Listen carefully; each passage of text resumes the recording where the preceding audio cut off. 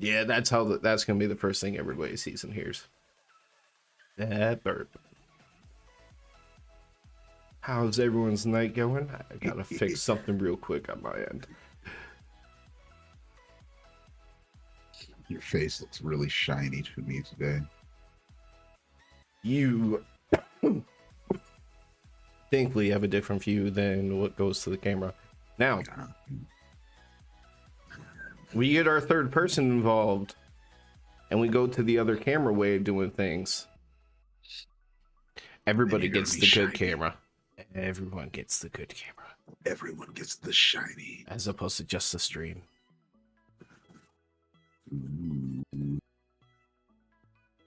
Well, welcome everybody. It's Wednesday night. You know what that means. We are here to talk about AEW Dynamite. I'm just saying, that guy over there. Range emotions in the house. And together we are Top Rope Tokes. And how we start every single episode of our show is simply telling you a quick little favorites and not favorite moments of the show with our good, our bad, and our ugly. Do you happen to have your good? Oh yeah. My good is that MJF and Adam Cole on today's show decided that they needed to prepare for Aussie Open. How did they prepare for Aussie Open? They went to Outback Steakhouse. They started doing I don't think it was as good as some of their other ones. It was kind of doing the whole stereotype because there was Outback Steakhouse. Then they come back and Adam Cole has talked about them renting. He got Crocodile Dundee 1 and 2 for them to watch. Yeah. MJF had the video of the kangaroo. That's going to be how we win. Kangaroo kick. Kangaroo kick. Oh, man. Yeah, the whole thing itself wasn't as good as usual, but just the fact that MJF is like standing there all serious and he's like, yeah, we're ready. We're going to do this. And then they're like, we're going to Outback Steakhouse. I'm like, oh, here we go. Now we start the goofy shit. It's funny because like Adam Cole was down and MJF first says no fraternizing with the enemies and like, but when they come out of it, MJF is obsessed with their food. And he was like, if their food's that good, how imagine they're wrestling? And he's starting to think that they can't win. Yeah, MJF is great. Probably the biggest thing that's different for this video than something that we see on normal TV is the fact that there was a Tony Khan appearance on Dynamite where he wasn't making a major announcement. Yeah. Tony Khan's office is a hallway. It's weird. I saw the sign for it outside. It said, like, if you go through that hallway, that's where the suites were. So I was trying to figure when they opened it back up. Tony Khan has all the suites, but he met with them in the hallway. That's what I was trying to figure out. Like, okay, I see suites, but when you open the door, you have a hallway to another door, and the door on the right, which looks like it might be the bathroom. I don't know. Yeah, they had a meeting in the hallway. For better or for worse, my good is the fact that we got Will Ospreay back in AEW. Don't know his contract situation. He's hinted to maybe he won't, be sticking around in Japan, but I don't think his contract's up. But he's back right now. Yeah, and I love every time he shows up because he just shows up and just knocks the shit out of somebody. And we talked about, like, hey, I'm here. And we talked about it a week or 2 weeks ago. I don't even know how long ago it was. But the Don Callis family had started. And Don Callis had offered Will Ospreay help with Forbidden Door in this matchup and everything. It was laying the groundwork. Yep, it was definitely laying the groundwork for what we got today. Mm-hmm. We'll go over that in a little bit more detail in just a little bit for everybody that wants to come back and check some of our segments when we're doing our videos and break them up or come around for a live stream. You're bad. You know you're bad. Ooh. If you know yours, go first. See, I forgot about this one. There's a couple ways it can go about it. I'm just going to say You know what? The pile driver that you'd hit on Orange Cassidy early in the show on the ramp that didn't look like it had the normal protections of the pile drivers where you fall backwards or their leg is not like fully down in between your legs. It looked like it could have been rough. It was scary looking. I would not have wanted to take that pile driver. I also have a much bigger head than Orange Cassidy, so it would have been bad for me. I would have had a neck injury for sure. Hey, right now you got a little bit more cushion and poof up top. Might help. I don't think that's gonna stop me. And like if you get your head rammed into a ramp, I don't know. Yeah, a little bit of hair isn't gonna do a whole lot. I don't think. But oh man, so you know what? This is about to be, because I liked the MJF and Cole segment, but my bad was this the end of it. Like I liked that MJF, I liked that Aussie Open came out and was like, nah, you're not about to get your shit off this whole time. Yeah, see, I wasn't sure when you said end because I was like, you could be talking about the talk part, or you could be talking about all that. The very end of it, I did not like. So they teased Cole getting ready to super kick MJF. It was weird because the fans started chanting "hung it out," even though MJF had no idea. Yeah, MJF turned. He looked really confused. He's like he should be able to. Like I feel like he should be able to piece it together. Like you were about to kick the shit out of me, weren't you? But yeah, they still hugged it out, and I don't know. What I didn't like about that was that it now makes me assume that Cole isn't going to turn on MJF, and I really want him to turn on MJF. You know, it is going to be interesting. I've seen other people echo the sentiment as far as their match goes. I wouldn't be surprised if you specifically see one person doing most of the wrestling when it comes to that 0 hour match. And the story being that they got their ass worn down for the main event. Mm-hmm. Mm-hmm. For my ugly, every single thing that I can think of that has to do with the Texas Chainsaw Massacre death match. Okay, so today we are not having different uglies because that match was a waste of my time. You know what? Depending on which way you want to go with it, I'll go more specific in case there's a way that you want to take it. The fact that Jeff Jarrett held it up a title belt at the end of this match with Leatherface on it that was black and red, nothing about this works. Yeah, and like I said it during the segment, usually the goofy sports entertaining stuff, it gets me every time because wrestling is not serious. Like anybody that takes wrestling serious, you're not going to like me because it's not real. I don't take it seriously. I know that people get hurt and things like that, but in the end, it's all predetermined. Now that being said, we do enjoy when they make their matches look somewhat real. That's good, unless it's Ronda Rousey and Shayna Baszler. But on that, yeah, we didn't want to see that. But yeah, this was just it felt like there was no direction. It just felt like, all right, we're gonna just try and do old scary movie things, and then the match will end. Yeah, this match took place like 80% in darkness. Yeah. Didn't like it.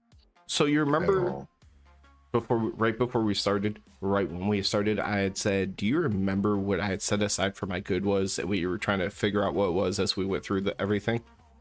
It wasn't Osprey. So I'm just going to mention it real quick because there's no real way to figure it into the rest of the show. No, it was that Jack is going to retire the FTW title belt. that's what it was. I thought I could have swore you said I have a good after Osprey came out. No, I I'm mean, Jungle Boy did come out after that, but I thought, okay, I just remember saying it because it was that's like another good too. something that we were both asking for. Like, just be done with yeah, it. the FTW belt needs to go. So yeah, that would be very. I don't know, because I guess that might get heat for other people, but for us, for me and you, I'm gonna be more of a Jack Perry fan if he retires that belt because You know he's stop going to it. be prevented, right? You know it's going to get stopped. Oh yeah, RVD is going to want some more or something. yeah. RVD's gonna want more, or Hook's back, or something. They might. I could see them putting Hook in Jungle. I can't even decide what to call him anymore.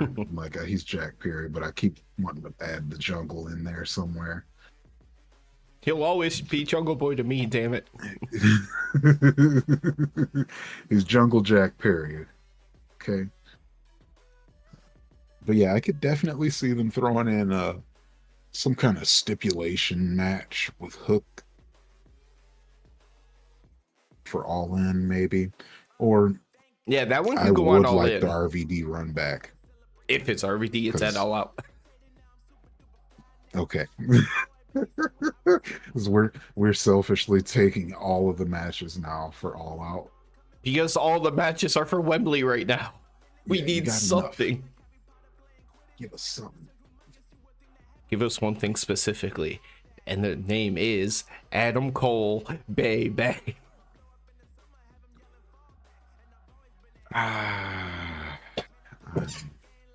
You should have seen that one coming. Yep. I'm gonna say, don't hold your breath, dog. Don't hold it. Hey man, so far I've only managed to come up with one gimmick on this show, and that's the fact that I really need to see Adam Cole. And I guess I guess two, because we both have our obvious obsessions of I love Jamie Hayter and you love Willow. Yeah. I'm gonna say I don't really have another one other than that.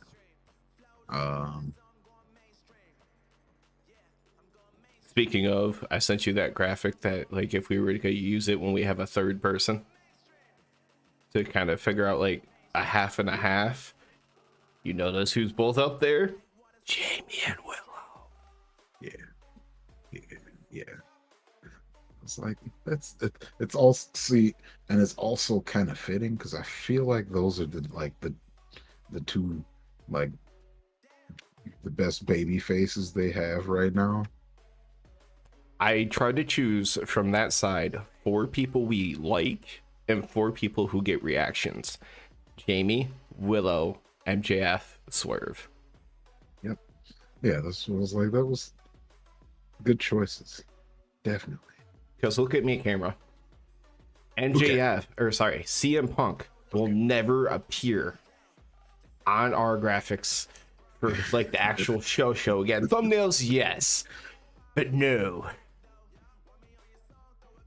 Yeah, we'll hit you with the thumbnail because we know Punk gets views. And we, still have to talk about him. Yeah, and yeah, we're gonna talk about him because Punk gets views. Although, but yeah, we are mostly Dynamite until we possibly change some things up. So we do actually get to avoid Punk for the most part. We do.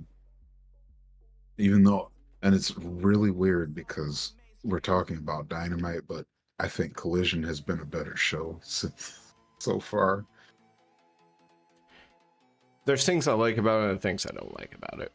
But that's with both shows. Like, yeah. Absolutely.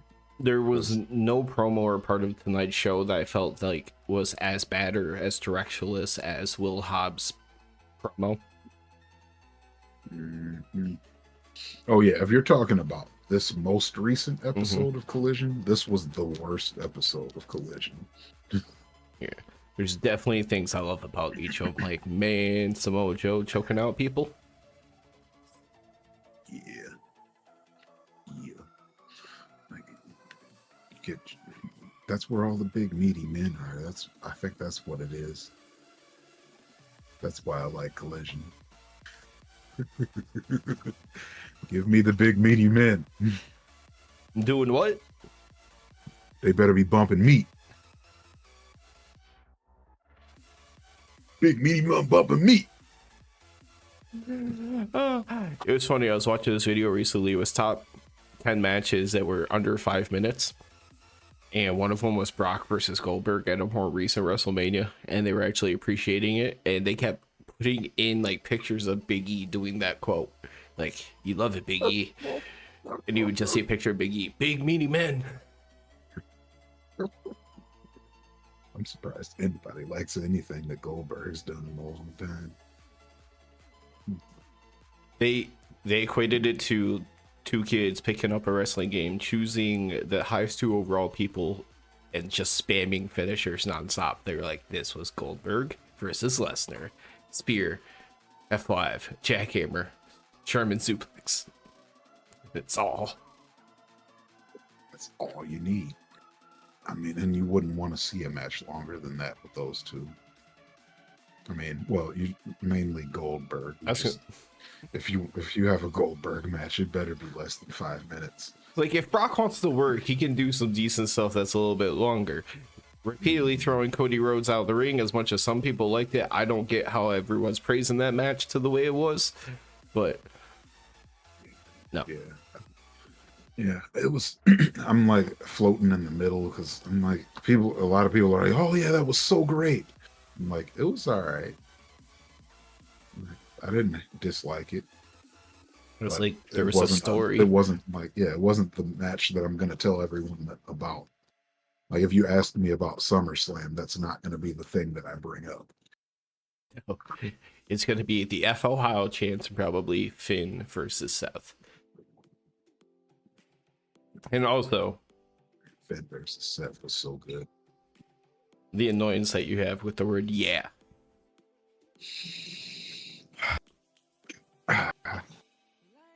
Oh, for some reason the F Ohio chance, I could not find the video when I was making the video that went on YouTube of collaborative stuff. I did find it to make a short, so there will be a video of Fuck Ohio on our channel. Yeah, watch everybody. Sorry to all of our Ohio subscribers. Listen, I'm in Discord, and every time somebody talks about Ohio, I just respond F Ohio, and then people will laugh. I'm like, sorry, it's just, Michigan versus Ohio is the Midwestern version of Boston versus New York. It's just fuck them.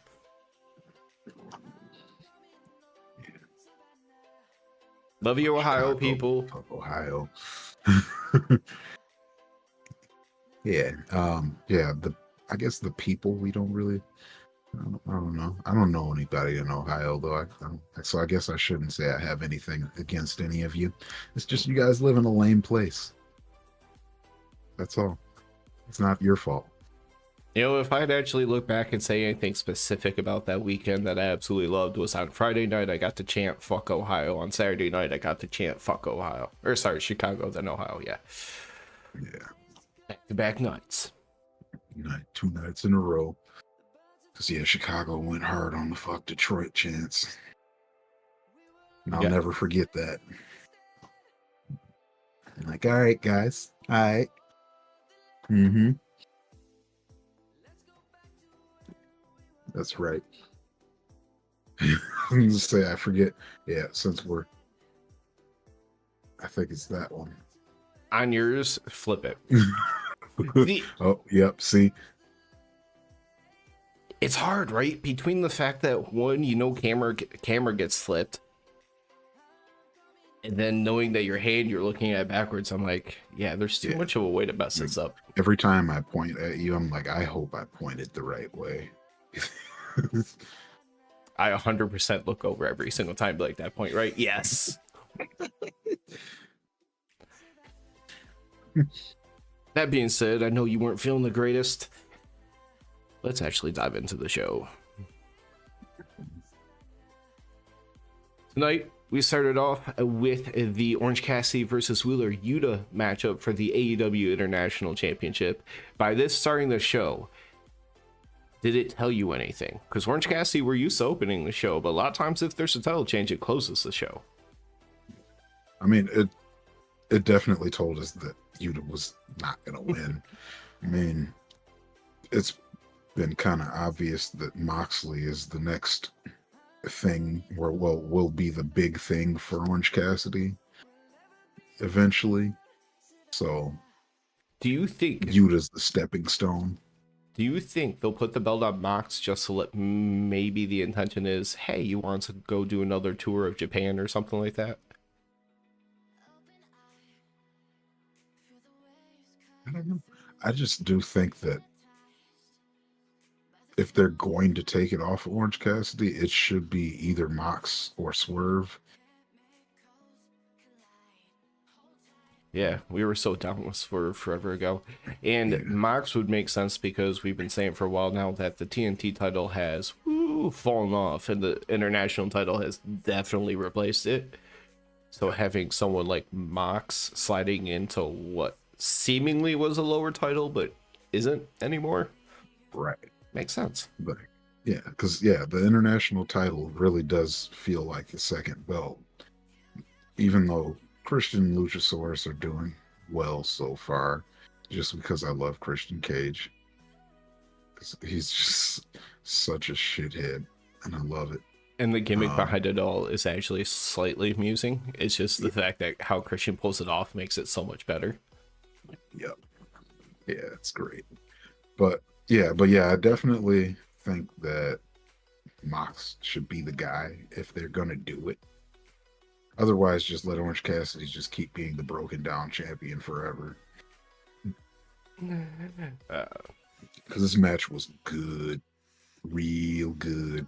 And Orange Cassidy matches are always good, though. Well, matches are always good too. So if you got these two, yeah, someone who can like wrestle really well, but also speedy enough to move with Orange Cassidy. But with Orange Cassidy, his story is literally getting the crap beat out of him, so you know that no match that he has is going to go so quick.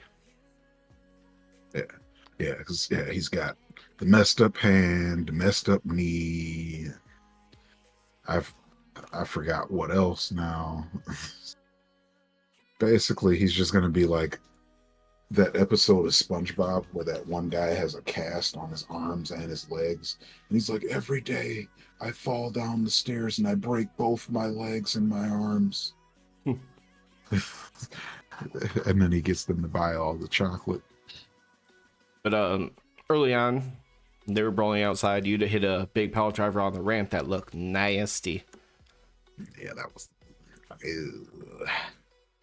that was the first thing that I really remember from this show that stuck out to me. And I was like, his head is like, no. I'm like, no, don't hurt him. Please. We need Orange Cassidy. One of the first things I actually noticed from this was when Orange Cassidy was doing his entrance, I never paid that much attention to his entire like Titantron screen, whatever you want to call it. It's really just like a storyboard that they didn't fill out because it'll be like insert another move here at certain points, like video highlight. I'm like, never noticed that much. I always seen like the freshly squeezed, the whatever, that kind of stuff. Yeah, I've never paid attention that much to it either. Because what always gets me is the single firework.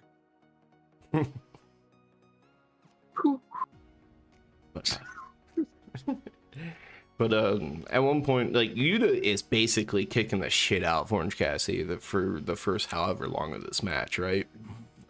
As soon as Orange Cassidy got some momentum and was going for the Orange Punch, PCC hops over the guardrail. Yeah. I like that he used the Michinoku driver and a PK. And honestly, I thought when he did those, he was selling his leg injury really well, because even as he like struggled with the Michinoku driver and went into his pin after. He's just, I think that's part of what makes him so good is that he's probably one of the best sellers out there, like him, and like when I think of that good selling comes to mind, I think of him, Bryan Danielson, and Buddy Matthews. Yeah, see, Danielson, like, I always knew he was good at it, but then when he broke his freaking arm, it was like you had to question it, but not really question it. Yeah, Like, yeah. You didn't know if he was actually injured or not because he's Bryan Danielson and he just sells his ass off. I'm like, if he wasn't injured, that was some of the best selling I've ever seen. But going back to where we were talking about with the next big challenge for Orange Cassidy, what happened when the BCC showed up? Hey, they beat his ass. No, not first. Remember, he looked at Mox and he hit him with the paradigm shift. Oh yeah, that's okay. Yeah. Oh yeah, I did have that in my notes here that he does. He looks at Mox and then he's like, "I got your boy. I'm gonna paradigm shift your boy right now." That was pretty cool. Mox they showed Mox after kind of do like a walk away, like, okay. But he went for the orange punch after, hurt his hand, which gave you some time to kind of get back into it. But as you like to point out, this match ended shortly after, and it was with, how does Orange Cassidy win a lot of matches? It is the roll up. It was actually trying to roll him up, but he did the whole sit down counter. But yeah, 1, 2, 3, and as you said, got his ass whooped after by the BCC. Yeah, as he should have. He stole John Moxley's move. You're gonna get your ass whooped for stealing Moxley's move, dog. Steal some shit, you gotta pay the consequences. Yeah, but Chuck and Trent show up to hardly any reaction from the crowd. You want to know what got a reaction? Since Chuck went with the theme of tonight's show and brought out a chainsaw again. He should have. Should have brought that chainsaw out. Maybe they would have got their ass whooped too. But they did. Until the Lucha Bros show up. Yeah, they got their ass beaten. The Lucha Bros show up and clear out the BCC finally. And they kind of retreat and surround the ring like they're about to hop back in. Yeah, they grabbed a bunch of chairs. They were ready to go. Yeah, they were about to cheer it up. And then Eddie Kingston music hits. And commentary did not fail to let you know, which, by the way, huge reaction. But the man was on a mission right for Claudio. That's the best part. Because Eddie he always looks like some random fan that just decided that he wanted to get in on the action. And he's like, you know what? I hate Claudio. I'm just gonna hop over the guardrail and start fighting him. And that's what Eddie Kingston looks like to be. It is great. But he runs off the BCC, grabs that mic and starts smacking the shit out. Is this thing on? And like you can hear the sound coming out of it. He's still saying, "Is this thing on? Is this thing on?" But in the end result, he says, all of us versus y'all and whoever you can get, all in Stadium Stampede match. Yeah, that should be cool. So we were talking about this recently with like the rumored matches about how some of the mix and matching of these teams didn't really make sense. Like, why would you choose an individual when you can choose a tag team, blah, blah, blah. But the way that he said it, there were 6 of them in that ring. You had all the best friends, Eddie and the Luchas. So 6 people. BCC's at 3 because I doubt Danielson will be back. Yeah, Danielson's probably not going to be back.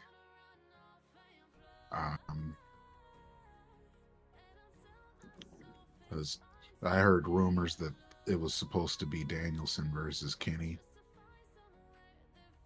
But obviously that wasn't going to happen now. But I've been trying to put my brain on who the BCC comes out with, and I have no clue. Like who doesn't hate the BCC that doesn't like some of those guys? And honestly, the only things that you could randomly even try to throw together, they're all Mhm. kind of taken. So that's what I'm like. The only name that comes to mind, and it's only one person, is how Eddie whooped on Ortiz the last time he saw him. So, you know, Ortiz could join BCC side, but that's not like a big name I either. And thinking with individuals, the one person that comes to mind is if they reach over to New Japan again Hmm. and get Umino. Yeah, yeah, yeah. He's always going to be on my list of options when there's mocks. But then it still leaves two, which I guess still makes life a little bit easy because then you're just kind of looking for a tag team. Mhm. Yeah, that makes sense. You could do Shota and then a tag team. Is there a tag team that doesn't like either of those groups that isn't involved in something else already? I got nothing. Yeah. I don't know. It'll be interesting to see who it is, though. Probably something obvious that we're missing and just kick ourselves later. Right. As soon as we hit stop recording, we're going to be like, oh, I know who it is. That's probably what will happen. Like, Either way, I'm even if you down to look see at this. most of our recent tag team champions, they're all covered. The Acclaimed have something going on. FDR have something going on. The Guns have something going on. Yeah. Are the Guns in something at all in, Well, though? I think we're definitely seeing something being built for it. Wait, no, because that would be after the fact. Mm-hmm. So, yeah, that would have to be after. I mean, they don't have any So, specific beef with so, either of those teams, any of those right. people.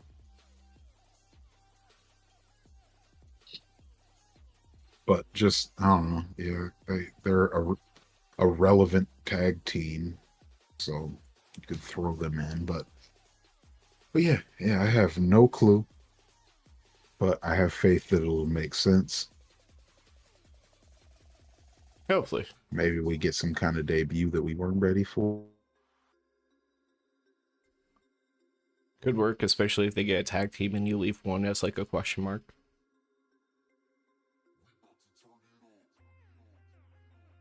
For I'll have it. Usually, you start to get rumors about people joining AEW long before it actually starts. Yeah, and all the ones right now are pretty much people saying no thank you or that's not real, which is Jay Uso and Lacey Evans who just got released. Macy Estrella, yeah. Yeah, that would be wild. Said maybe if this was like a different part of the multiverse, Jey Uso. But hell no. Now, different ball of multiverse. They're like, Mox is like, I'm gonna reform the Shield. Give me Seth Rollins and Roman Reigns. Oh, yeah. In another universe, Roman never gets big because they don't turn him heel. Or Roman doesn't get as big as he is because they don't turn him heel. And then they bring in for their last and final member, the one-time, one-night only member of the Shield, Kurt Angle. Wait, so Kurt Angle was in the Shield It was a one-night only and thing. He wrestled with him.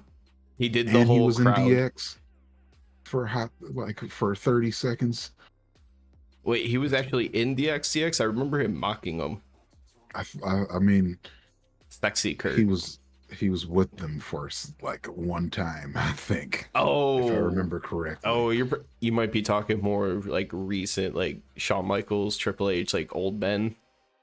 Yeah, working yeah. I think together. it was more recent when I saw it. But I was Gotcha. like, "Ugh, Kurt Angle, he's out there in DX. That would have never made sense back in the day. But now that they're old men that you can't take seriously, it's okay. There's a good part of Kurt Angle's career I couldn't take him seriously either.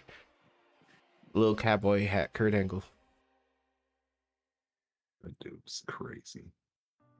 Loved him. You ever see like the TikTok or the short of him eating spaghetti? I, He asks his wife for another I glass feel of like milk. I have. She comes back to the Oh, table and he has like the fork sputting up with spaghetti and he takes a pair of scissors and cuts part of his spaghetti off. yeah, yeah. I remember that. Definitely remember that. Kurt Angle cutting his spaghetti with some scissors. All right, man. Just to show off how crazy he is. So this next part could end up being one really long video depending on how we talk about it, or it could be two different videos. So we'll see. I'm just gonna head through it. Tonight was the night in which we had a Kenny Omega sit down with good old JR. Nice to see him back after having some personal health issues falling down and everything else. Yeah, we like to see you, JR. We like to see you healthy, JR. This was just to build on the whole Don Callis turning on him, which is crazy because think about it now. Don Callis turned on him 3 months ago. And we're getting this sit-down interview now about it. I didn't even think about that because they've kept us occupied with other stuff for Kenny. I mean, he was still involved with Don, but like this was his one where he's like, I want to move on from it. Mhm. That really was what it felt like. He was like, okay, here we go. This is it. Kenny made him sound like such a loser during this promo. Because it's like Don was a friend of his real uncle, but it was a weird childhood. He had no friends because Don basically kept just pushing his athletics, like giving him like protein and vitamins and all these other things that he didn't even know they wanted. But hey, I did good and scholarships and stuff came in. But I had no friends. He had no friends. He just had Uncle Don. Damn Uncle Don. But he didn't want this to become a life of revenge. He wants to move on. He says he's ready. He wants Takeshita. He's going to take away Don's new cash cow. And that is when Don interrupts them. Which, by the way, they're not even at the arena and Don interrupts them. Don Callis is everywhere. Like I still laugh about I know you've seen the AAA clips of Don showing up after Kenny's match with Vikingo, or him and Takeshi to show up there. And I was like, man, Don Callis is going to be everywhere Kenny Omega is, so he just might as well give it up. Don's there wherever you are. You have 2 shadows now. Mm-hmm. Dude, that when they showed the DDT videos with Kenny and Takeshita, if they didn't say that was Takeshita, I wouldn't have known, because he's like twice the size that he used to be. And the hair, that in itself too, short hair versus long hair. Yeah, like I think they injected him with that stuff that they gave Captain America to make him buff, because that was a different guy, I swear. After Don interrupts and they talk for a few seconds, Kenny is attacked by Juice, Jay, and that's when I'm kind of freaking out because I'm like, yes, they're going that route, blah, blah, blah. And it took me a minute before I noticed Takeshita, but he was there too. Yeah. I feel like Juice and Jay started it off and Takeshita kind of just He finished his way up slowly. Yeah. He was like, I'll finish it up. You guys get it started. Dude grabs like a 12-foot fucking pipe to swing at Kenny. Yeah, Kenny be man, for a 40-year-old dude, he be taking some hits. 'Cause if I was 40, I'd be like, nah, you don't get to hit me with that thing, man. You'd be pulling that Jeff Jarrett line, like, I'm not gonna bleed, so just put some like animal blood on me, fake blood.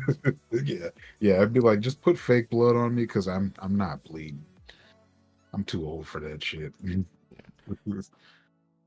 But after this video with Kenny and the interview, they go to a video. I wonder if this is what Hangman was recording when he was kicked out of the arena by CM Punk at Collision.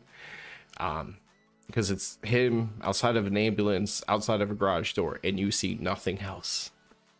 Yeah, and he's obviously at an arena. They're like, Kenny or Hangman is at the hospital right now, and I'm like, that is definitely an arena and not a hospital. With an open beer outside the ambulance. Hey man, he basically says, like, if you're gonna go all that distance down to Jacksonville to give somebody a beat down, you better finish the job. They didn't. And basically at All In, it's gonna be Kenny, Coda, and Hangman versus the three of them. Jay White, Juice, and Takeshita. That's gonna be the shit. That match is going to slap. Out of those 6 people, there's only one person that you can see taking a pin. Yeah. Sorry, Juice. But I want to see the heels win.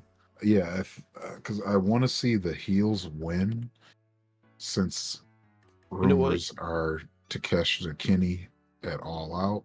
I could see Takeshita pinning Hangman. You're not pinning Coda.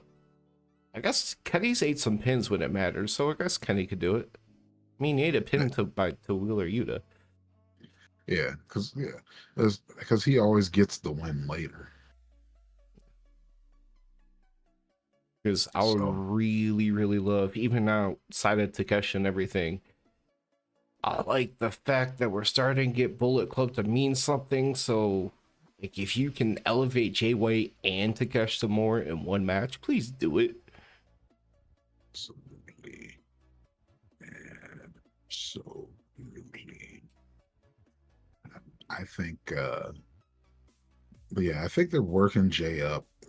It's just, like you've said in the past, they usually have their storylines planned out for a while. So people complained a lot about Jay White's booking when he first got there, but it's like, the story's already planned out. So they're just fitting him in where they can for right now. And think about it. He's going to keep getting more prominent role on there. Technically, you can't plan ahead because you can't sign a contract before your other contract ends, so you can't plan that stuff out, or else that's called tampering. Right. So now that they had some more time, and we're seeing a lot more of them, I don't think people should be complaining anymore. Because he's not eating a pin in that match, and Koda's not eating a pin in that match.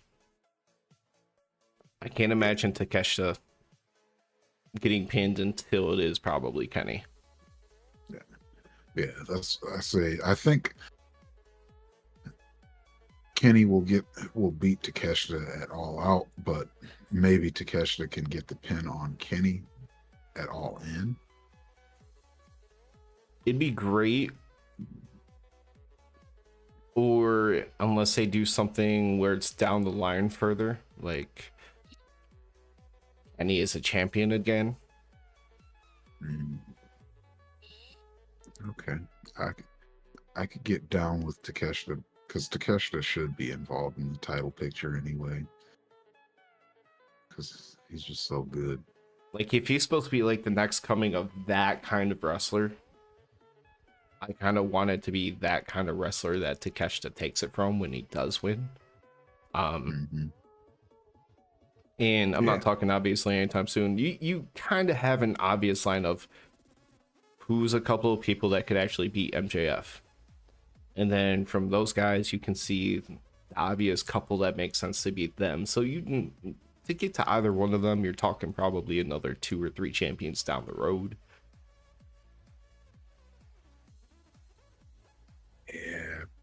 Yeah, it'll be a while, but it won't take forever though. No, it could go a lot of ways. Like, I could also see if it's a former member of Bullet Club, let's say Adam Cole won it at All In. Let's just say. You have so many stories with that where you can go back to all of the elite people, the Bullet Club people. You can go to Jay White. You have a lot of different stories to tell where it makes sense for like one of them to maybe get it from Adam Cole. And then you could eventually get to Kesha. So we'll see. If Adam Cole gets world championship, him, Jay White, and Kenny Omega together, all 3 like leaders of Bullet Club at some point, could be an interesting story. That would be that would be a really good story. I don't know. Either way, we're about to get Bullet Club Gold and the Elite, and I'm pretty hyped about it. It's amazing how fast the Guns have turned shit around, isn't it? Yeah, they're legitimate. And like 6 months ago, I was like, nah. And me, like a year ago, I'm like planning for it. It was like, all right, the Acclaims are gonna get the titles, and then I don't like to think it, but it's gonna go to the Guns. And even by the time that they became champions, like you had seen a good amount of improvement, but I'm just Bullet Club Gold, them, it's all coming together beautifully. Yeah, like this was perfect for them being a part of that group. They're basically just like 2 young Juice Robinsons. Or at least Austin is like the young Juice Robinson.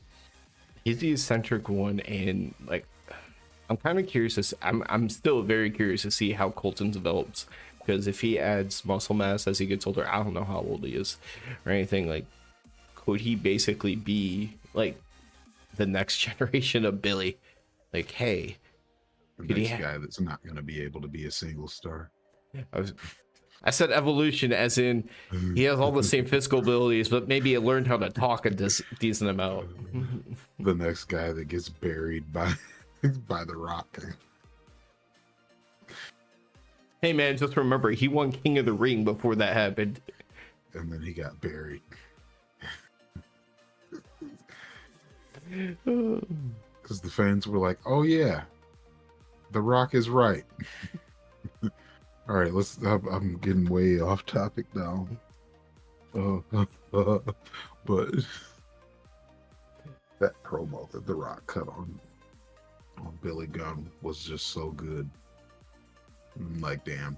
Like, even as a kid, I was like, oh, oh, snap. It's like I was kind of happy. I'm like, Billy Gunn doing this stuff. I'm like, he kind of always was kind of cool and could wrestle a little bit and all that stuff. Get excited for it. And then you saw him get like murdered on screen in a promo, and you're like, oh, never mind. I don't need to see you as a solo guy anymore. Yeah. You're like, yeah, go back to the tag division. We like you there. Billy and Chuck, man. Billy and Chuck. Billy and Chuck. Man, Chuck Palumbo. What happened to that guy? A lot. I'm sure. But I don't know any of his story other than Billy and Chuck was fun for a hot second, and then I don't know what happened to him.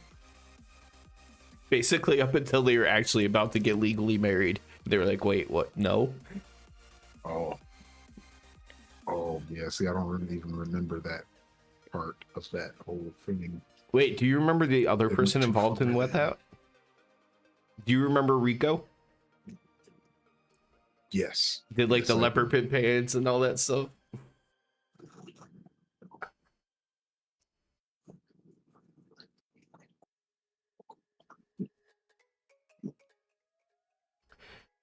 I'm real thirsty today. Now, as far as Dynamite goes, we were not done with Don Callis. Our official sponsor, H2O.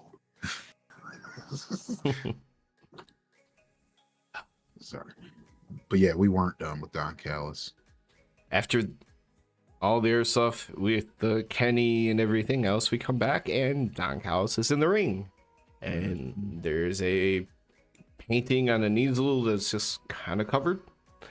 And he welcomes out Chris Jericho, his longtime friend. Yeah. I feel like they do this on purpose because they both said sorry multiple times in the very beginning of this promo. Just like, I feel like it was just like their way of letting you know that they're both Canadian. I'm like, yeah, I'm sorry if anything happened. And then Jericho's like, yeah, I'm sorry. No. Honestly, I did not even notice it.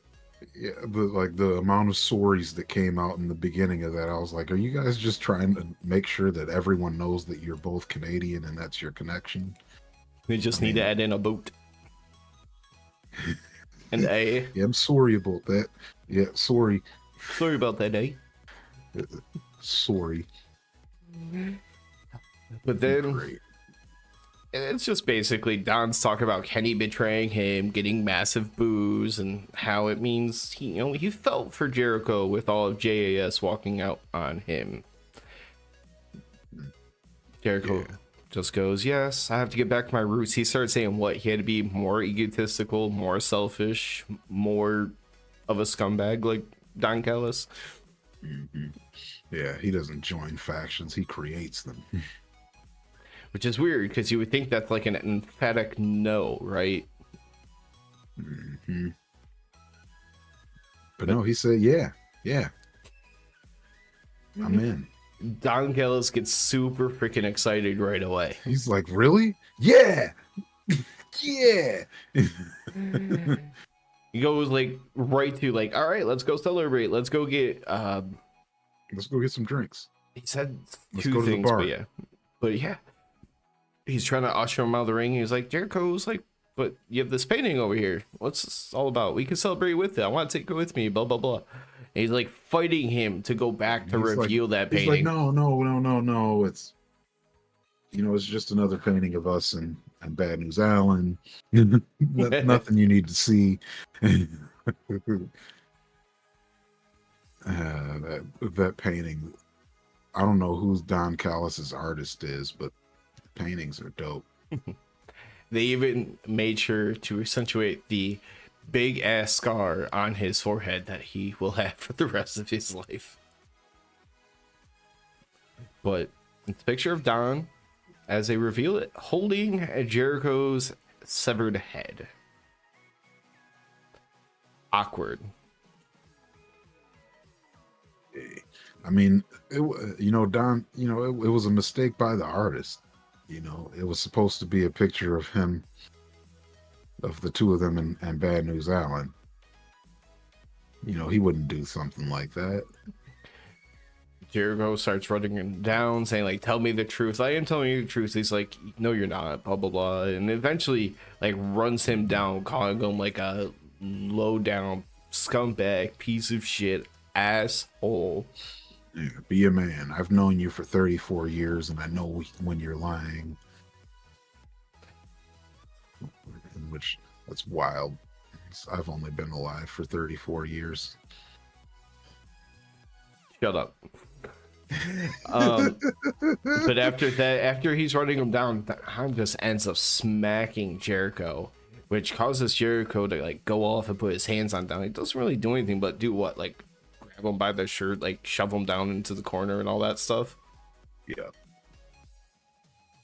Like just letting him know I could beat your ass. But yeah, he never really hits him or anything. He's just like, yeah, whatever. Yeah, you bitch. Takeshita goes to get into the ring and Jericho sees him, starts to fight off Takeshita. He's doing just fine fighting off Takeshita, but out of nowhere, like the camera is looking at Jericho and Takeshita like fighting off to the right. And out of nowhere, all you see is like elbow fly into the camera screen and hit Jericho. that elbow out of nowhere, just so great. Besides Jericho, who do we know that hits an elbow out of nowhere? Yeah. I mean, we got this one guy that uses the hidden blade. His name is Bill Gosprey, I think. Nah. Yeah. But yeah, we knew Osprey was going to have to show up eventually because unfortunately Wrestling News has told us for a long time now that Jericho and Osprey was happening at All In. So we knew he was coming, but still, you had no idea that this elbow was coming. Also, they telegraphed that Jericho was not joining Don Callis because literally in the segment before you saw Don Callis had aligned himself with Bullet Club Gold as well. Yeah. Yeah. Yeah, that was, like I said last week, I was like, I don't think Jericho can join Don Callis if he's going to have a match with Osprey. So that's what happened there. Yep. He got smashed up by Osprey in the back of the head, you know. Then they got held up for Don to smack Jericho over the head with the painting. That's what's up. He should have kept the painting, man. Take care of that thing. Right, like it's really a picture of what it was. I'm holding Jericho's head. You would think that would make a lot more sense that as a heel you could taunt him every week by just carrying it out to the ring. Yeah. Yeah, like you smash the good one over his head. You keep that one and show it to him all the time. But or maybe we're just more dastardly heels than Don Callis. And here is where things kind of going back to the Jericho Appreciation Society walking out on Jericho, how and what they said makes a difference, because the last one to do it and the one who said he would not turn his back on Jericho, that they are still friends, Sammy Guevara comes running down to the ring with a baseball bat and clears house. Good reaction for Sammy too. Yeah, no boos. Or at least I didn't hear boos. I heard Sammy chants. Mm-hmm.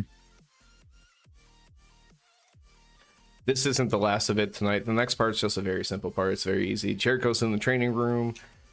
Renee catches him. They're trying to clean him up with all the blood and everything. He said that Ospreay's had an open invitation for a match with him since 2021, but you know, lockdown happened. It was supposed to happen, but all in. He's gonna make Will drink his own blood. Yeah, some of that middle stuff in there where he was rambling about all that. I was like, that's a little bit weird or extreme. I'm like, no, you could let that one out. Yeah, he's like, I'm gonna get inside your head, and I'm gonna beat you in front of your friends, your family, your countrymen, and everyone you know. I'm like, my one thing with this is Ospreay is a babyface. If you're going to London, there's no way that people are going to cheer Jericho over Ospreay. I mean, I guess it kind of works that Jericho hasn't had a full face turn then, I guess. Mm-hmm. Yeah, he hasn't fully turned face, but I don't know. Yeah. Even if Ospreay was like the most nasty heel and Jericho was like smiling baby face, people would still be like, nah, Ospreay, son.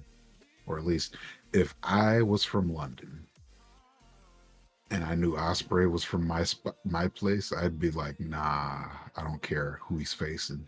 Fuck you. I mean, out of the way, you guy. know those 80,000 plus fans are going to look forward to the chance to finally sing Judas, though. They will, and then they'll immediately start booing Jericho afterward. Like, all right, song's over. Boo. At least Jericho should do the right thing with all these things lined up. Ospreay better win. Yeah, Jericho. He's got to get that. I mean, Jericho could use a win, but Ospreay also probably could use that. But they also didn't say if it'll be for the... Is he still the IWGP? I would assume yeah, so. I think so. Yeah, United States. I remember them calling it the decided to call it the UK, or he's at least calling it the Oh, UK yep. Championship. He I put don't know like if it's Britain stuff legit. on it and stuff. Yeah. Yeah. So yeah, he's definitely the champion. So if it's for the belt, for sure Ospreay's got to win. How much do you want to talk about Darby Allin, Nick Wayne versus Gates and Agony? I mean, not a ton, I guess.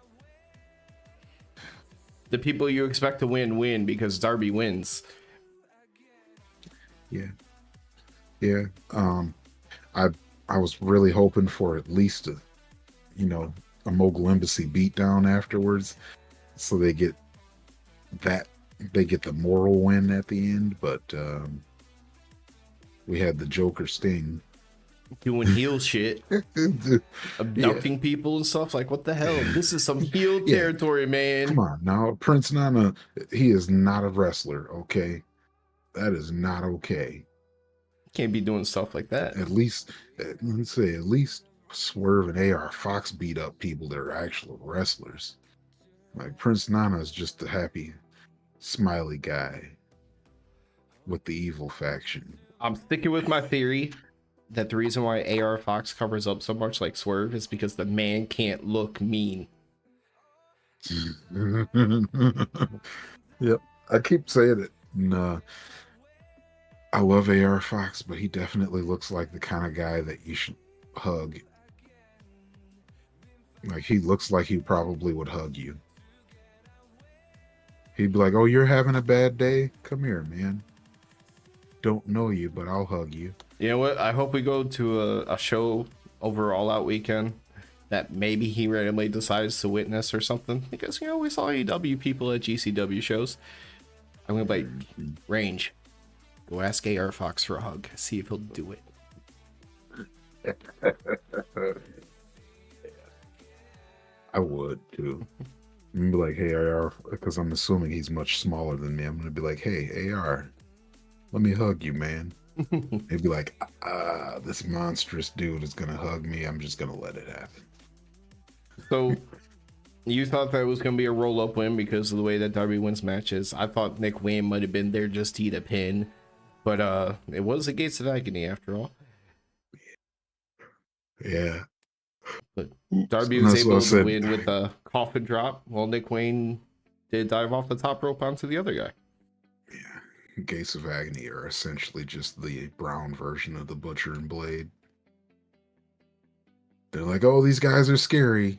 And then they lose. They haven't won in who knows how long. See, I can't even speak about it because they spent a lot of their time doing the Ring of Honor stuff, so they could have been good in Ring of Honor, and I just would have never known. That's true. They could be winning in Ring of Honor. I haven't watched Ring of Honor in months.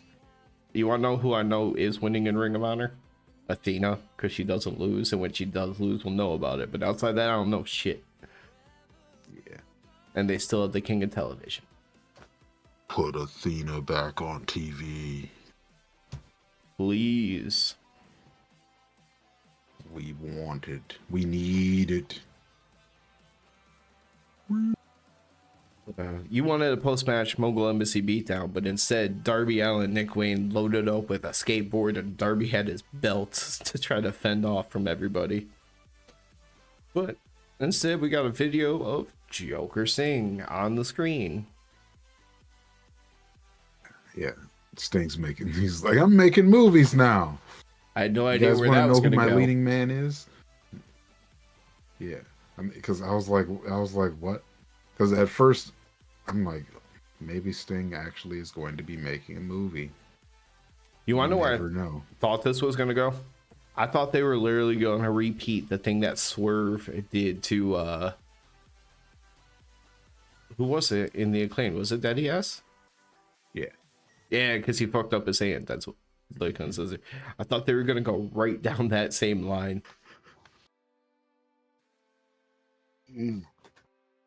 Chop, or so supposedly, like, do something to his finger, whatever.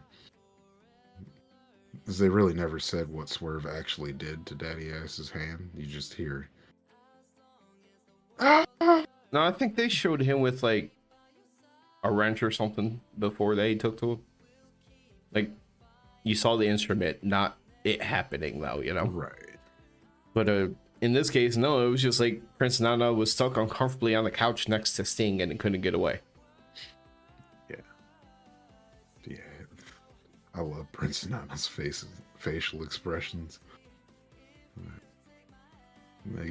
You could truly believe that man is having the worst time of his life sitting next to Sting because of the facial expressions he's making. Only one man could have did a better job at what Prince Nana did, and it's another man that we want to see on TV, and his name is Stokely Hathaway. Yeah. Put Stokely back on TV. It's funny because the whole Mogul Embassy that's at ringside, they were like backstage already, and they cut back to you're seeing like Darby and Nick Wayne in the ring, and as you're cut back and you see them in the ring, Sting's still playing in the background. Yeah, I feel like the timing was weird on that, but Sting looked like he was having a good ass time. Like, Just in general, it just kept going too long. Like, dude, like, no, the hard cut point should have been like 30 seconds ago. Yeah. Like, I felt like he was dragging on at the end because I was like, okay, that was cool. And then he talked more. I'm like, okay, now when's it over though? Hey, you want to know what's really nice? I haven't had to say that about a Jon Moxley promo in a long time. Thank you. Yeah, so their things are more group related than anything now or lately. So while we're quickly talking about things that we cannot fill out time with to make a video, Britt Baker, DMD, 100% obviously beat the Bunny to move on to All In. Yes. The one with the stomp. Congrats. No surprises, no nothing. It wasn't a horrible match. It was just when you have an obvious outcome and no build. It's not, yeah. And like if you have an obvious outcome, the in-ring performance has to be incredible. Mm-hmm. And it was Bunny and Britt, so it wasn't incredible. On to part number 3 of things that we cannot adequately talk about long enough to make a video. The Acclaimed they were scheduled for a match tonight. They were going to wrestle. They got jumped by the House of Black instead. That Max Caster, they were supposed to face a couple of jobbers that, because they were tall and bald, Max on his rep decided to say they looked like a couple of giant penises. I was like, he really said that on TV. Okay. I mean, you know, it's the right term. You know, he can't say dicks, but he can call them penises. They get to the ring. Lights cut out. Lights come back. House of Black have replaced the 2 bald dudes. Yeah, the 2 penises. 2 penises replaced by the House of Black. House of Black. With their House of Black.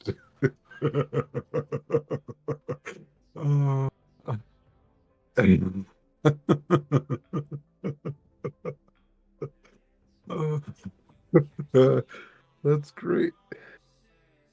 Oh man. I might have to go remake that meme with Julia sitting on the couch and all 3 members behind. No, you gotta do it with the Acclaimed sitting on the couch with all 4 of the House of Black members. House of Black. Oh, that's great. I'm just like, I would die laughing if I ever saw a scene like that. And there's just like the girl ready for it, and then the lights go out, and then there's Malachi. I have a You got House TikTok of Black. idea. I'm gonna find one of the many women who like to post sexually like suggestive TikToks, like where they're starting to get prepared. Just do like a lights fade and come back up and just picture the House of Black. Yeah, that's great. Like, oh, I'm getting ready, watch. And then the lights go out. It's House of Black. Oh, I I love lied. it. There might be a video coming out of this. It's called a short.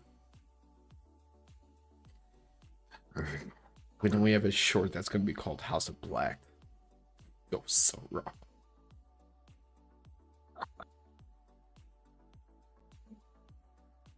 That's gold. That's gold. They end up getting a chain on Brody's wrist. He lays out everybody. Max is bleeding. They hit Bowens with the Dante's Inferno, and they end up stealing Billy's boots and give them to Malachi. But then they go to something else, so we don't actually see if he leaves with them, but you would have to assume he left with them as a trophy, right? Right. Similar to Andrade's mask or something like that. It's like, Andrade got his mask back, so I'm gonna take Billy's boots now. Is that gonna be their thing now? As they always take one item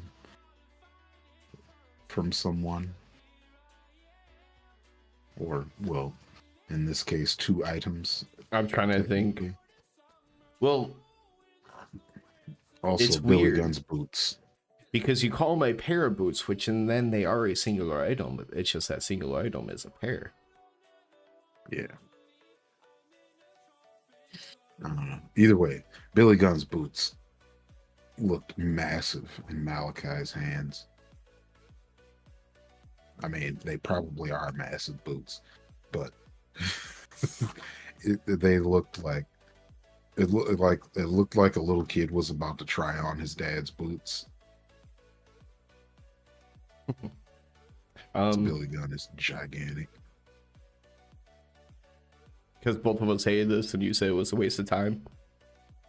Jeff Jarrett beat Jeff Hardy in the Texas Chainsaw Massacre death match, thanks to consistent interference. Yeah. And Leatherface. I dislike this so much that I didn't even know who was actually in the match. I was like, because you could probably detect it. I wasn't trying to be funny at all. I legitimately had no idea who was actually in the match. And you had to tell me that it was Jeff and Jeff. I mean, considering how it started and just the mess that it was, it makes sense because there was maybe 5 seconds in the beginning where it was just Jeff and Jeff, and that is it. Yeah, the rest of that was just like pour a bucket of blood on Jeff Jarrett because he's not gonna bleed. Only thing notable about this match that made me even remotely happy, Tottenham was wearing his overalls again. Yeah, that is like to see the biggest man you've ever seen wearing overalls. Like, that's not gonna get old. So I watched that should just be his new character. He should just be like the Indian farmer. So he did farm in India. Oh, that's great. So I watched this interview with Jeff Jarrett. It was by Wrestle Talk, and during this he said like he was used to it. So when they did that video on the farm and everything, like he was kind of used to being on like the tractor or whatever. Mm-hmm. But they said because where they were in like the DC area, they're like, there's no way we're gonna get overalls for Satnam up here. So I guess they called up Jay Lethal, who was in Florida still, and he was able to go to his local Walmart and get like the biggest pair that they had, and it worked. Damn, He's like, go get some overalls. They're like, of course Florida would have them and not DC. I'm like, I wouldn't assume that about Florida either. It's not really farming country, but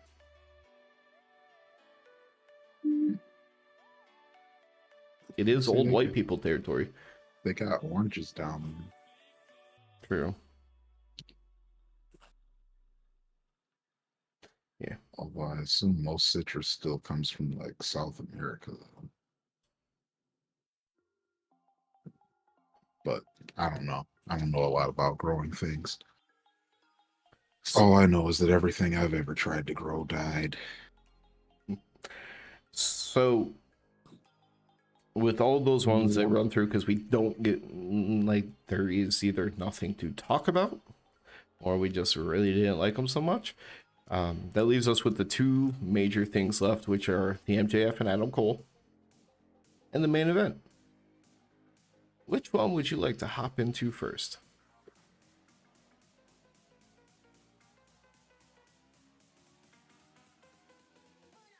Oh, damn it.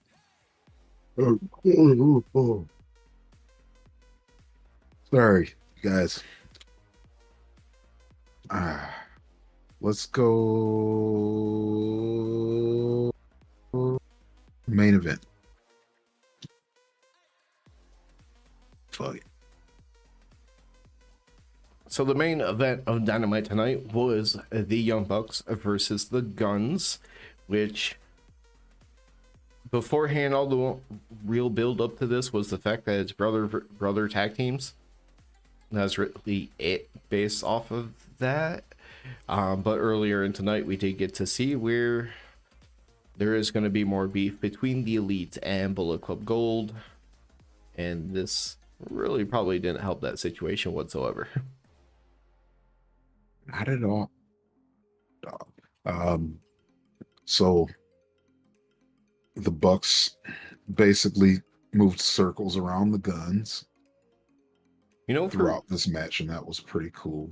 But the thing is, with these two teams not really having any, I mean, the only established beef that they had was from earlier in the night, really, with them, the rest of the group attacking Kenny. Young Bucks attacked the Guns during their entrance when they're in the spotlight, which was actually funny because on TV you could see Matt Jackson just sitting there in the shadows waiting. Thought that was cool. I was like, he about to kick him. I was like, hey, come on, kick him. Please kick him. It was just kind of hopping there. I was like, is he supposed to be there? Yeah, when I saw him on screen, I was like, they're supposed to attack them, but they're waiting for the cue. But you could just happen to see them while they're waiting for the cue. Yeah, rough camera angle there. But it's hard to not. I mean, it's hard to not get that on screen because the Guns, their entrance is that like whole 360. Mm-hmm. But you were talking about them like getting circles right around them. Oh yeah. I still like to see. The Bucks were all over the place. I still like to see the fact that the Guns have improved so much. Yeah, one thing that they both have is Austin maybe even better than Colton, but they both sell really well. Austin is definitely the more character-driven one. Like, he has a bigger personality, both in the ring as well as when they're talking on the mics. Yeah. Like I thought they both sold really well in this, which they definitely needed to, because the Bucks, with this only being like a 10-minute match, the Bucks were just they were sprinting around trying to get every spot in that 10 minutes. So you just needed to be a good canvas for them to get all those spots in, and they did that. They absolutely did that. It's crazy that, like, I never like hated them. They were just green, but just how much I've came around on the Guns. And at first, when it was just Juice and Jay, I thought the Bullet Club Gold stuff was kind of falling flat. And here it is a little bit later, and it's developed a lot more, and it's finally starting to click. I think what really did it for the Bullet Club Gold thing for me is that they're just letting Juice Robinson be Juice Robinson. because he makes Bullet Club gold for me. Like Jay White is incredible, of course, but Juice, it's just he's just a fool, and I love him for so much. Like you see Tony Storm's character is starting to get crazy too, and I'm like, is Juice starting to rub off on you now? He's like, you know what you need to do? You gotta get crazy, like me. Yeah, you know what? When you say that, it was right around when a few weeks back when you started bringing around the cardboard cutout of Jay White, where there was just a different level to it. I'm like, this is fun. This is like, it's the smallest of things, and it's not even like over the top. I'm just like, this is funny. That one stupid match, I could not stop laughing because in the lower right hand corner, all you would do is see Jay White's. Jay, like posing over in the corner, doing the finger guns. I just remember that whole match. I just remember the whole match. Every time I look over and see it, I would just start chuckling. I'm like, I can't stop. And then at the end, Juice not wanting their hands to be held up without Jay White. So he had to go get the cutout. And then he had the ref raise their hands again when the cutout was in the ring with them. And then like the next week when Jay posed with his own cardboard cutout, like what the hell? And then he just poses with it after anyway. I'm like, what the? Yeah, like they're so much fun to laugh at, but they're heels still, and I don't know. Yeah, it's all working. Which is funny because tonight when the Ass Boys chant started, I was like, you know what? I feel like I haven't heard that in a while. And it might work even more as this grows and grows and grows. But at the same time, I don't get as much entertainment out of the Ass Boys chant as I used to. Yeah, especially with Danhausen not being around.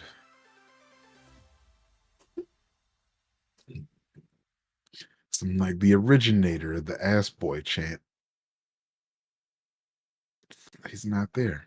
And you could honestly say that the Ass Boys got where they are because of Danhausen. Hey, you know how when people are fighting, they call it the boo yays when like they're exchanging strikes and all that stuff? Yeah. What if during that one time FTR face each other, as opposed to doing boo yays with both teammates, they went bald hair, bald hair. That works because bald sounds more like a boo and hair sounds more like the yay. Because if they ever did, I would probably boo Dax. Like, you know what? I like Cash better anyway.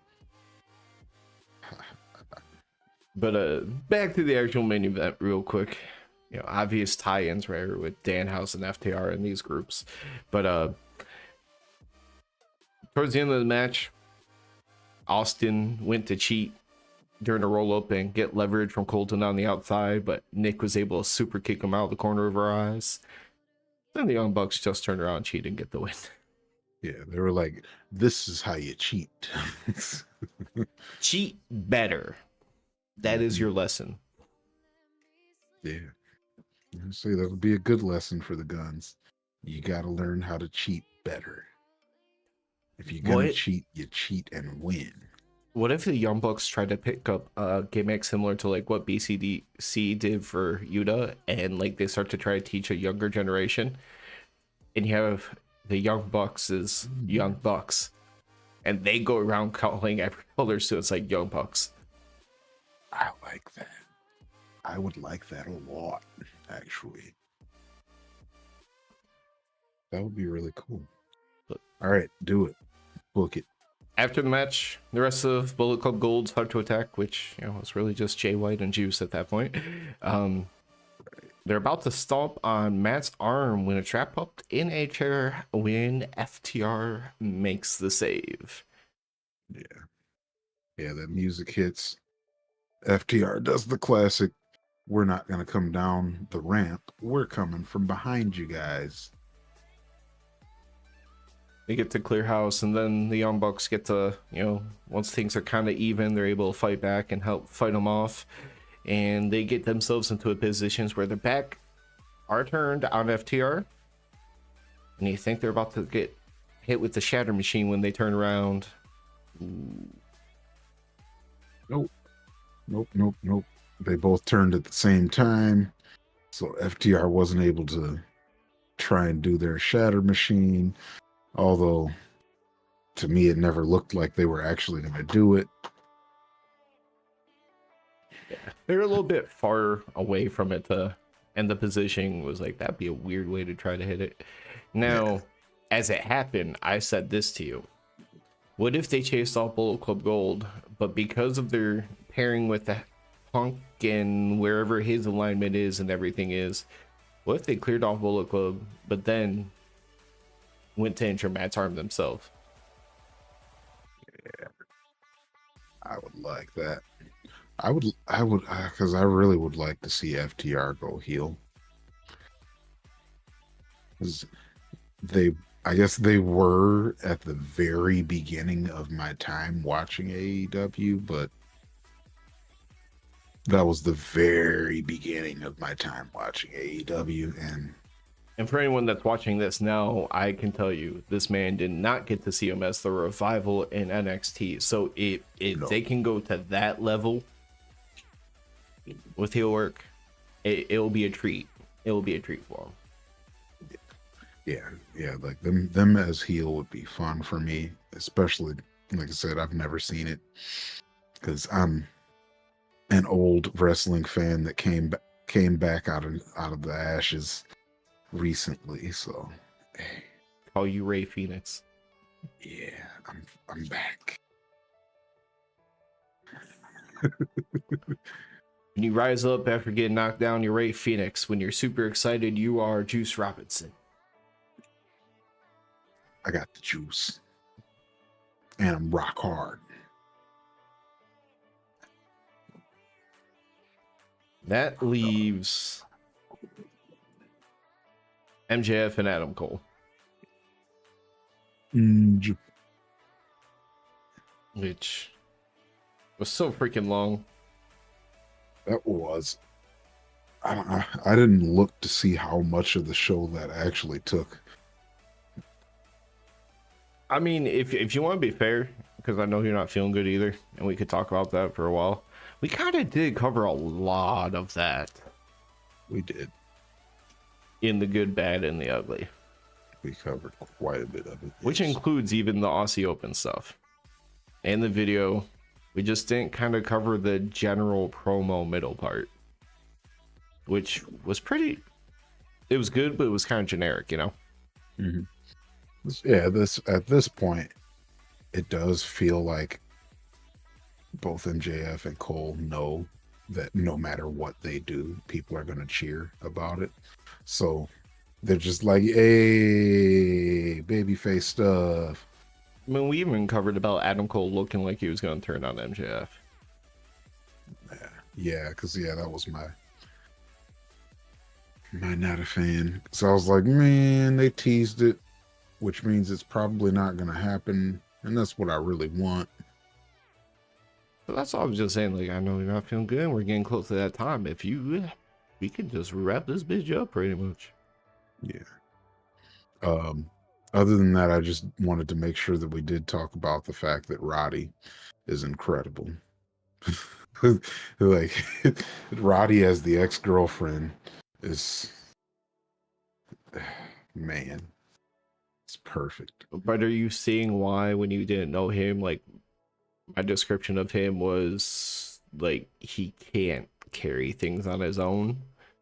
Yeah, because he's not the talker, not at all. But for him to for what he's doing right now, love it, absolutely love it. It's why when they were all back together in NXT, the Undisputed Era, where you had Cole, Fish, O'Reilly, and Roddy. Like, Adam Cole was the big talker. Then you got to let people like Kyle O'Reilly and Roddy kind of be the people that chip in and use them effectively. Similar to the Takeaway when they cut promos, because that is a lot more 50-50 with the Acclaimed. But like the shit that gets the Acclaimed over,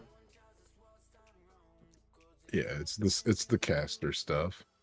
And then Bones is just the punctuation, like Yep. the big line. So like when you get those little guys, like the guys can just randomly awkward throw in a silly line, like Danhausen, like his stuff by himself is not going to be great. It's the fact that he randomly pops in and he could say the random stuff.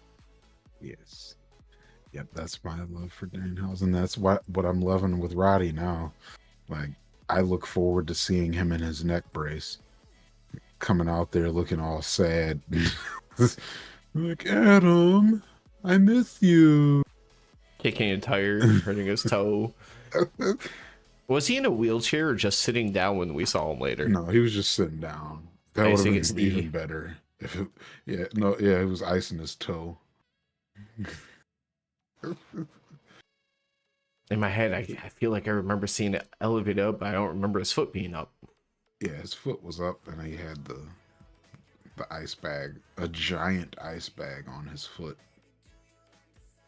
An ice, like definitely an overkill ice bag.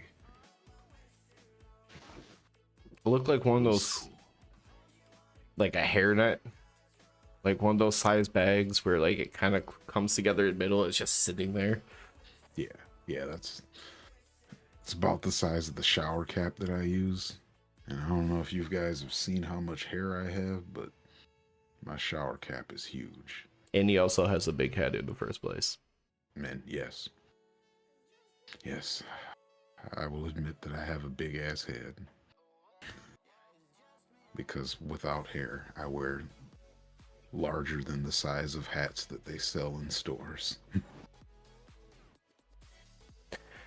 That being said, everybody, anyone watching this as a VOD of the whole live stream, if you're still here watching this at this point, don't forget to like, subscribe, share. Yeah, do that. Do that. Oh, wait, no, it's over here. Yeah, down there. Do that. Wait, on your screen, are you left or right? Is it? Camera. Or, no, You're on the right for me. I think you're left if it's your computer, right? I'm on the right side on stream. Not on stream. I didn't know if you're looking at Discord when you're trying to figure out side. That's why. Yeah, I was looking at it. No, I was like, wait, let me look at the screen. But yeah, the like is towards the middle, so right there. Subscribe's not too far from there. Hit that. All right, and we will catch you next Wednesday.